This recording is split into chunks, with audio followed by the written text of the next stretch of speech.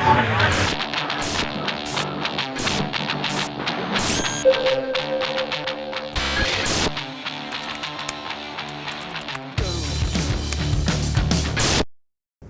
right, guys, welcome to the 5th edition of the Underground Video Podcast. I'm Ryan. And I'm Joe. And we've got some good stuff for you. First off, though, Joe, you've got some incredibly big news to tell us from your family. Yes, we are excited. My wife Amy and I are expecting our third child.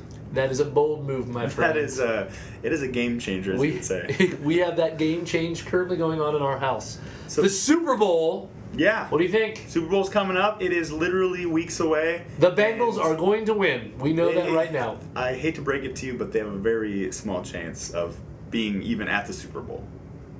Attending, I should say. That is a game changer for me. That is a game changer. We will have the Green Bay Packers playing the Pittsburgh Steelers. What's your pick? Who do you think wins it? I cannot pick the Pittsburgh Steelers because I am a Bengals fan. That's betrayal of them. So it has to be the Packers. And I love the Aaron Rodgers, the little belt thing he does all the time when he scores or something like that. I like that. It's real. How about you, Joe? Who are you rooting for? I'm not rooting for either team. I wish that none of the Final Four had been the Final Four, but I think the Packers will win. That's what I think will happen. So. Well, let's get on to the important stuff now that you've heard us talk about. What am I talking about, Joe? Your baby is not yours. Important. Your wife's Please baby. email name suggestions to joe@theug.com. We'll be accepting names for the next 8 months. Remember, his last name is Plant, too. Yeah, we told our daughter, and her first suggestion, she's 5, was Rose. And I just have to tell you that does not work with our last name.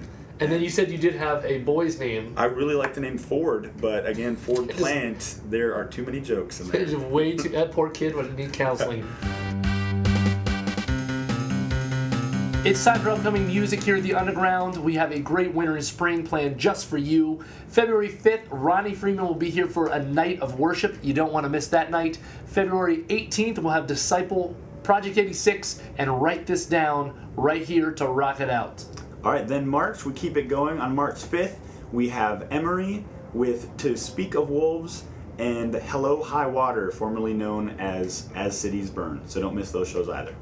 Then, at the beginning of April the 3rd, we have the Underground Benefit Show. If you don't know already, the Underground is a non-profit organization. That means we depend on the generosity of people like you, not only coming to shows, but also giving generously of their time, energy, and money to make this place happen. And we have Sanctus Real playing our benefit show this year.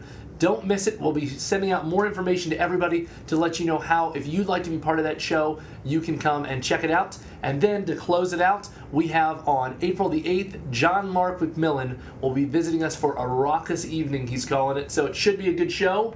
And don't miss any of these. This is something that we're really excited about this spring. Some great artists.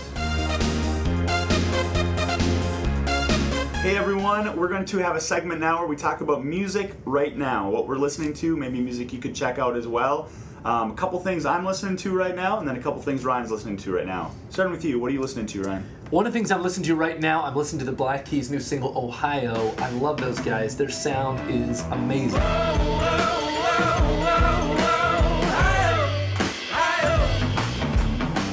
Those vocals, everything about it just makes me just want to roll down the windows, even though it's 30-some degrees outside and there's 6 inches of snow on the ground. It's just that kind of song. What are you listening to?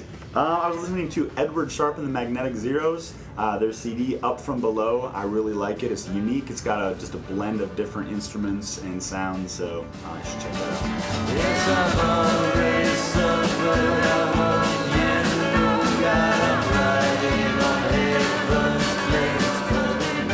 I'm listening to the Future Forestry. They did a huge travel EP series this last year, 3 EPs, and they just put out a new album just out last week called A Film and TV Collection, top to bottom, 18 tracks on it. It's like over an hour and 20 minutes worth of music. Solid. There's bits of every type of music that you can imagine in there.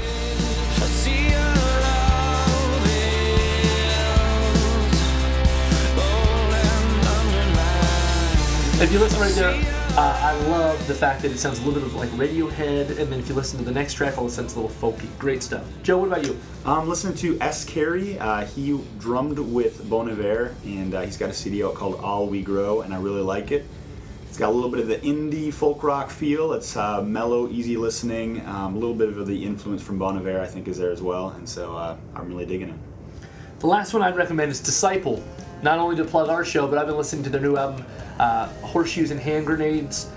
Track 1 is kind of got that thing that you can't get out of your head, Dear X. Great thing.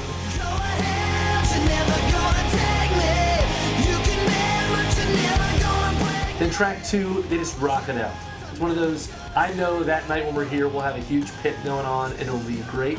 That album is a great one. I listen to it all the time driving home from shows late at night here at the Underground to keep me awake, and then it gets stuck in my head all day Sunday. So, some good stuff there. Any last recommendations? Yeah, I really like Wolfgang Amadeus Mozart by Phoenix. They've got kind of a Vampire Weekend sound, I think. It's kind of the upbeat, happy music, I guess. I don't know if lyrically it's all happy, but most of the tempos and beats are happy.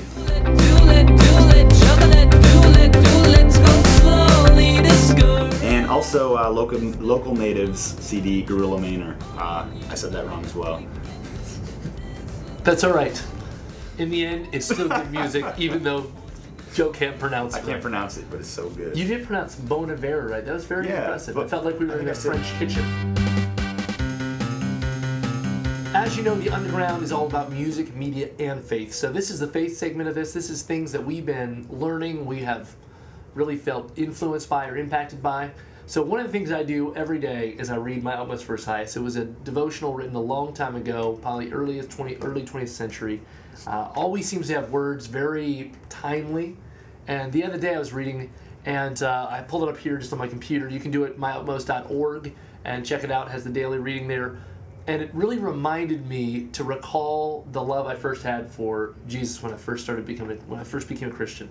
It's so easy over time in the world of skepticism, criticism, sarcasm that we live in to forget our love for God and His love for us. And so that's something that hit me when I read it. It says that you may not be as in love with me now as you were, but you can rekindle that. You can bring that back. Remember that.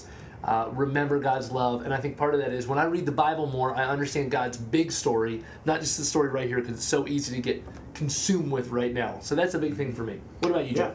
I was actually watching trailers. I like to look at upcoming movies, and there's a movie coming out called The Tree of Life in March. Not out yet, but there's a quote right at the beginning of the trailer, and the quote said, "There are two ways through life, the way of nature and the way of grace.